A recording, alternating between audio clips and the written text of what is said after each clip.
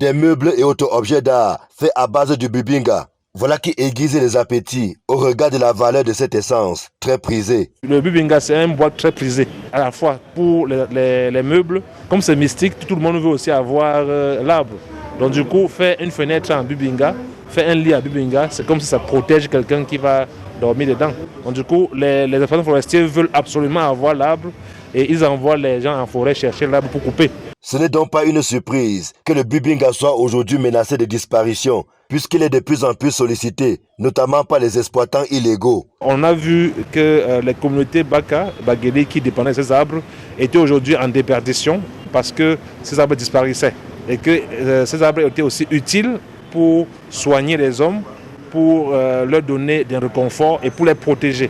Donc aujourd'hui, on se rend compte que si l'arbre n'est pas protégé, les communautés vont disparaître. En vue d'assurer la pérennité de cette essence, un programme de replantage a été mis sur pied. C'est l'un des acquis du projet de recherche à appliquer dans la forêt communale de Bipindi-Lolodorf, dans la région du Sud. On va essayer de sauver ce qui existe, on va essayer de replanter pour que ça prospère. On a déjà mis en place un programme de pépinière de bubinga. Donc c'est qu'on va distribuer aux populations pour replanter.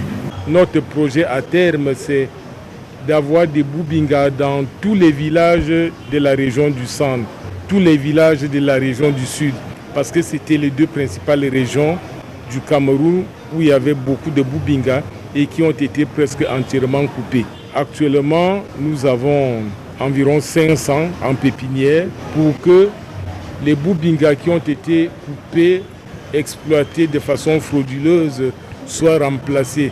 La question était de savoir si l'expertise culturelle des peuples autochtones, et notamment les Baka et les Bagéli, pouvait permettre de sauver le bubinga.